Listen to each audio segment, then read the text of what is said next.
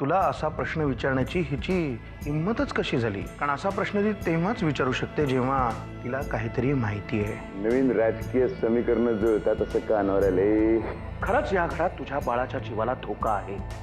जानकीपासून नाही तर तुझ्याच्यावर सगळ्यात जास्त प्रेम करतेस ना त्या तुझ्या वडिलांपासून तुझ्या बाळाच्या जीवाला धोका आहे. मी जो काही निर्णय घेतोय तो तुझ्या भल्यासाठीच आहे. तुझी डिलिव्हरी उत्तम व्हावी म्हणून मी तुला लंडनला पाठवतोय. आता हे सगळं असह्य झालंय मला. या घरात प्रत्येकाला स्वतःच्या मनाचा राग व्यक्त करायचा असेल तर त्यासाठी सगळ्यात सॉफ्ट टार्गेट म्हणजे मीच. प्रत्येक गोष्टीसाठी मलाच कारणीभूत धरलं जातं. आता काय झालं नवीन? अमृताच्या प्रकरणात सगळे मलाच धारेवर धरताय. नरसिंहराव, तुम्ही तिच्याशी काय बोललात मला नाही माहित, पण नेमकं तुम्ही करणार काय आहात? हे बघ राधिका, अमृताच्या बाबतीत जे काही होईल त्याच्यासाठी तुला किंवा मला कोणीही जबाबदार धरणार नाही. पण तिच्या बाबतीत जो निर्णय घेतलाय तसंच होणार हे मात्र नक्की.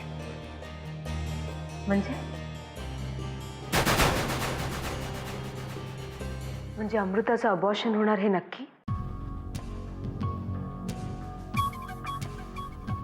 100%.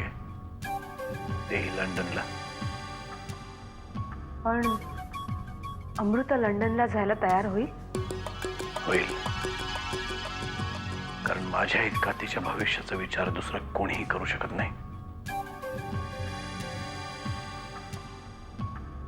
पण जर कधी तिला कळलं की आर्यनच्या रागापोटी तुम्ही... आर्यनचा राग एवढं एकच कारण नाहीये. तिच्या भविष्याचा विचारही आहे त्यामागे.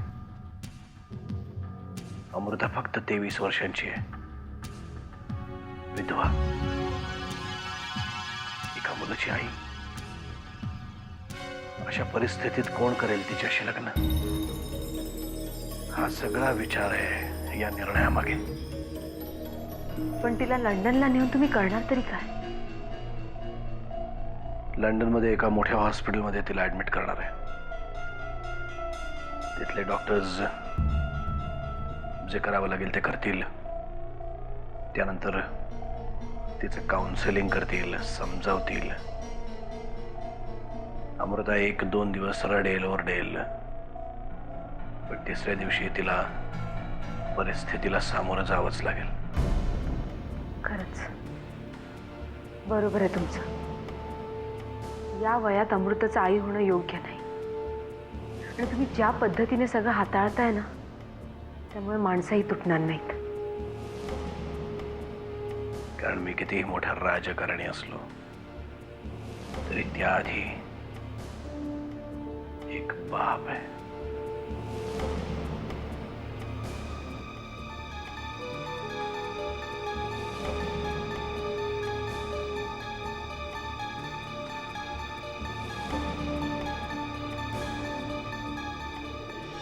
तुम्ही सांगताय ते सगळं खरं आहे वागणीस? होय आत्याबाई, कारण यावेळी ही बातमी पुरंदरांनीच दिली आहे. सगळं मीच बघत होतो, पण अचानक कर्णिक साहेबांना भेटायचा निर्णय का घेतला साहेबांनी कोणास ठाऊक. हे नरसिंहाचं डोकं नाही आहे. कुणाचं आहे ते तुम्हाला चांगलं माहिती आहे. फक्त तुम्ही नाव सांगायला घाबरत आहात. त्याबाई, घाबरतोय असं नाही आहे. उगाच साहेबांची नाराजी कोण पत्करणार? वागणीस पाथरकरांच्या वेळची गोष्ट वेगळी होती, पण आता गाठ मुख्यमंत्र्यांची, एवढं लक्षात ठेवा. आत्याबाई, माझं तेच म्हणणं आहे. कारण या प्रकरणामध्ये मला विरोधी पक्षातल्या कुठल्याही माणसाची मदत घ्यायची नाहीये. त्याला माझा ठाम विरोध आहे, पण साहेब ऐकतच नाहीये. कसं ऐकतील हो?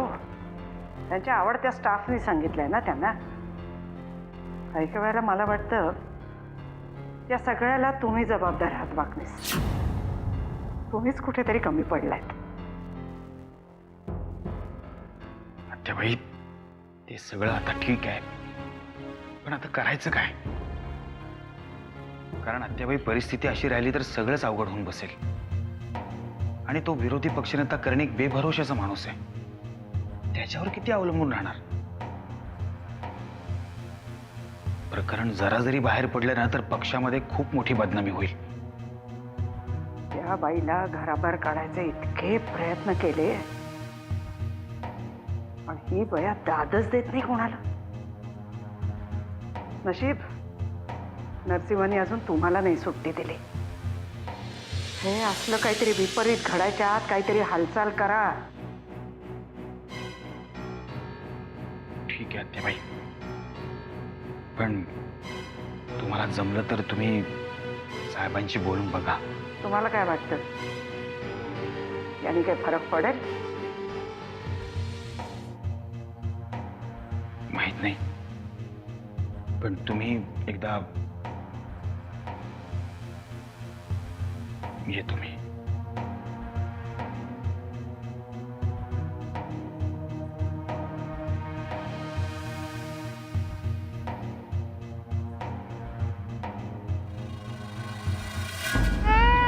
हे बघ चिऊ चिऊ अगं मला सांगायचं ना आधी, मी गाडी पाठवली असते. असू दे. अगं एवढी का रडते पोरगी? सारखी रडतच असते ग. ए बाबा चिऊ बघ कोण आलंय आपल्याकडे. आपल्याकडे कोण आलंय? मी घेऊ का तिला?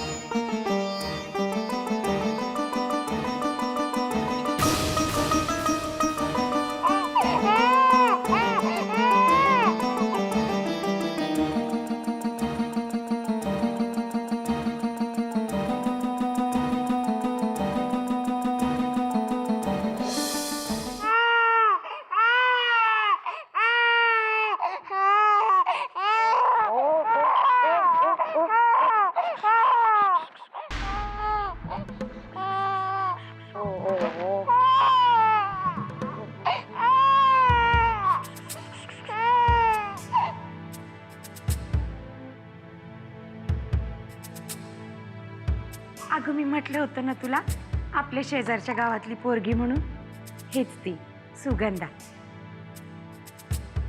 नीट सांभाळेल ना ग चिवला. अगं सांभाळेल की, तू कशाला काळजी करते? आता तू बघच, ती पोरगी बी सांभाळेल, मी तुझ्या कामात बी हातभार लावल. फक्त आत्याबाईंशी एकदा ओळख करून दे म्हणजे झालं. अगं काय झालं चिव? का रडते बाळा? काय झालं? रखमाबाई तुम्ही कधी आलात? बरे आहेत ना?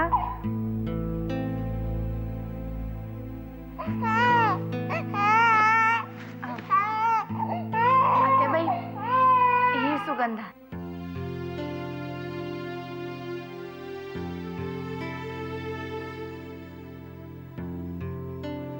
तुम्हाला म्हटलं होतं ना गावाहून येणार आहे, तेच ही.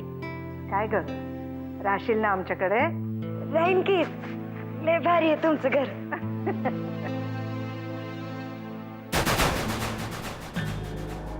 रखमा मावशी, वर्षीचा नमस्कार. कसं आहे तब्येत पाणी बिनी? गावाकडे सगळं व्यवस्थित नव्हे? कधी आला? आणि गावावरनं काय रान मेवा बिवा आणला का नाही? और रान मेवा म्हणजे करवंद, जांभळ, काजूचं बोंडू बिंडू आण.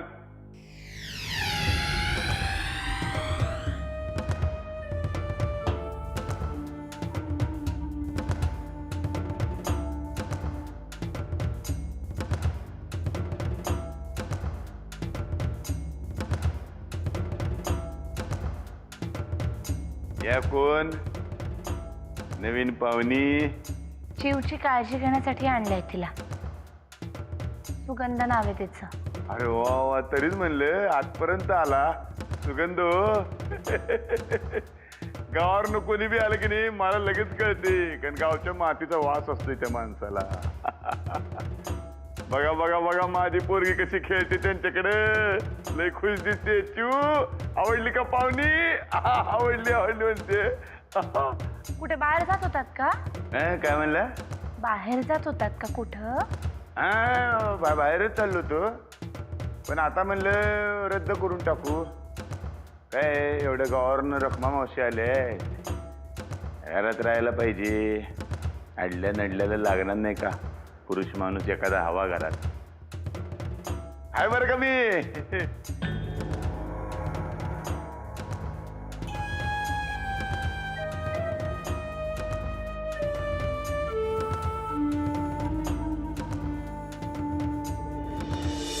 श्रेयस पाटील. कुठले तुम्ही पाटील? मी इथलाच आहे, मुंबईचा. हो, पण माझं पत्रकारितेचं सगळं शिक्षण मात्र पुण्यात झालंय बरं का. म्हणूनच तुमच्या वागण्या बोलण्यात जरा पुणेरी झाक दिसते खरी. पाटील साहेब, तुमचं कौतुक करावं तेवढं कमीच आहे. हो, कौतुक काय त्यात. पत्रकारिता हे माझं काम आहे आणि आवडही. त्यामुळे थोडं जास्त मन लावून काम करतो इतकंच. हे मुख्यमंत्र्यांचं प्रकरण तुम्ही जरा जास्तच मन लावून हाताळलंय ते कळतं. छान आहे तुमची काम करण्याची पद्धत. म्हणजे असेच काम करत राहिलात तर खूप पुढे जाल नक्की. धन्यवाद साहेब. वाकनीस तुमच्याविषयी बरंच काही सांगत होते. तुम्ही खूप धडाडीचे आहात वगैरे. चांगलंय. फक्त सगळ्यात महत्वाचं म्हणजे हे लोखंड गैरव्यवहाराचं प्रकरण जरा लावून धरा. आणि काही मदत लागलीच तर सांगा मला. हा?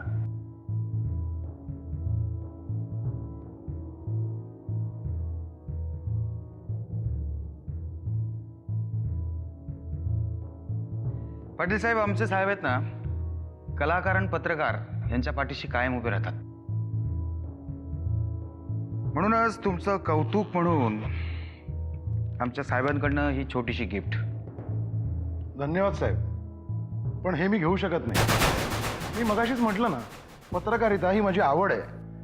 त्यामुळे समाजात काही चुका दिसल्याच तर मी तिथे फक्त बोट ठेवतो. वा वा, आवडली तुमची उत्तर देण्याची पद्धत. एकत्र काम करायला मजा येईल.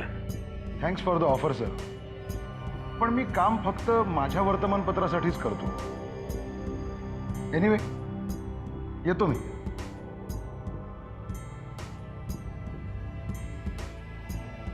वाकनीस खरंच इमानदार आहे का इमानदारीचं नाटक करतोय? स्वतःची किंमत वाढवत असेल, वाढवू द्या. आपल्या गोठ्यातला चारा खाल्ला म्हणजे झालं. संपर्कात राहा याच्या. हो साहेब, येतो.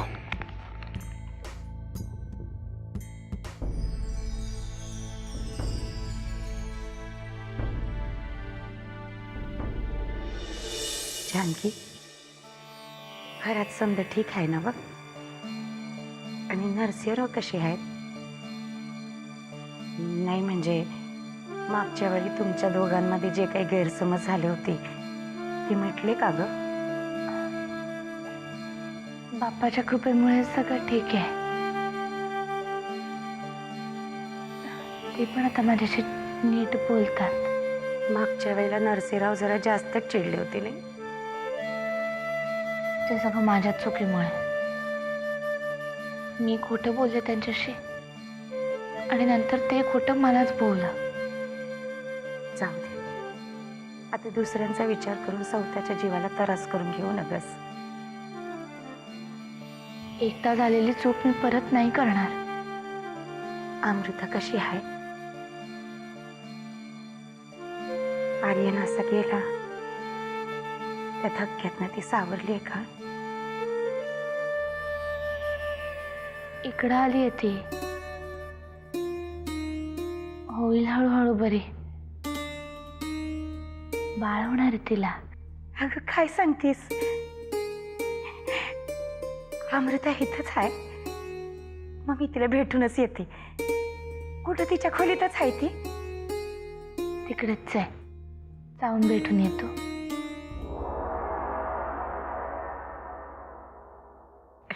नमस्कार. कसे आहेस आपण?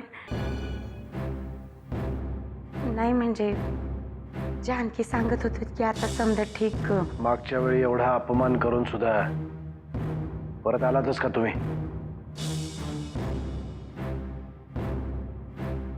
पोरीने एक लाच सोडली आहे, तुम्ही तरी ठेवा.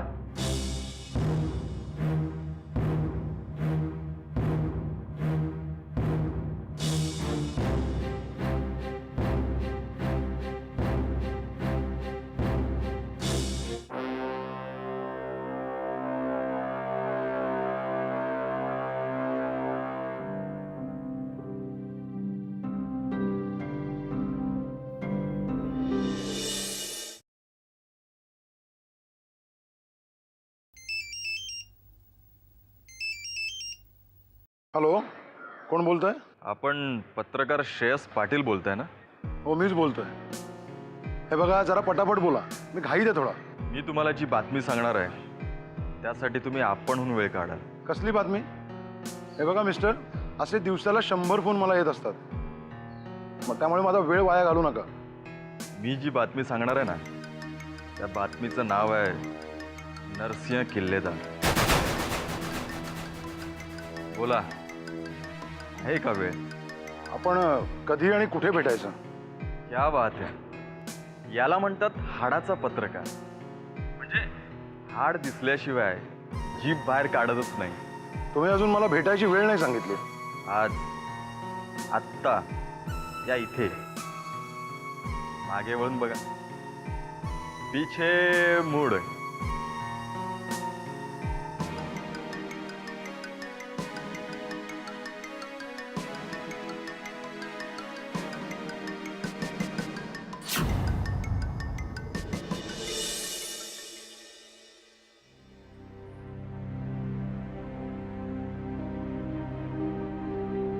जानकी, का उगा खोटं बोललीस माझ्याशी? फोनवर तर अगदी हसत हसत बोलायचीस. मला असं वाटायचं की घरात समजा ठीक चाललंय म्हणून. कसं सांगू तुला?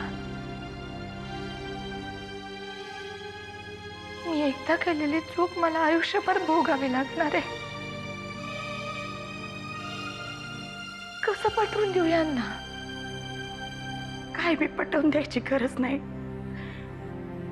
उगा आणखीन चुका होतील तुझ्या हातून.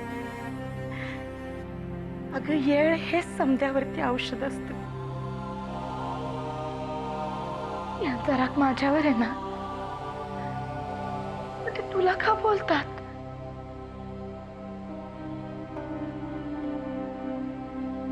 अगं पोरी, तुला वाचवण्याच्या नादात मी बी खोटच बोलली की. मला बी थोडस प्रायश्चित मिळालंच हवं. आई, तुझं ऐकडून मला त्रास देण्याच्या नादामध्ये ते तुझा अपमान करतील. तुझा खरंच जा. रत्ना मावशी, कधी आलात तुम्ही? कशात? बरी आहे की. अगं, आता चौकशी तुझी करायची. कशी आहेस? फोटोशी आहेस ना? हो. आता तुम्ही आलात ना, आता माझी काळजी करण्यासाठी अजून एक माणूस आहे. त्यामुळे मला चिंता करायचं काहीच कारण नाहीये. अगं, मी नसले तरी बी काळजी करायचं काय बी कारण नाही. जानकी आहे की तुझी काळजी घ्यायला.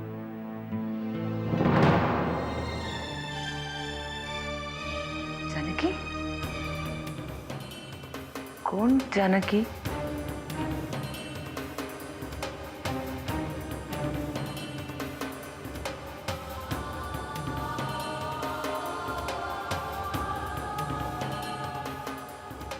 कोणाबद्दल बोलताय तुम्ही?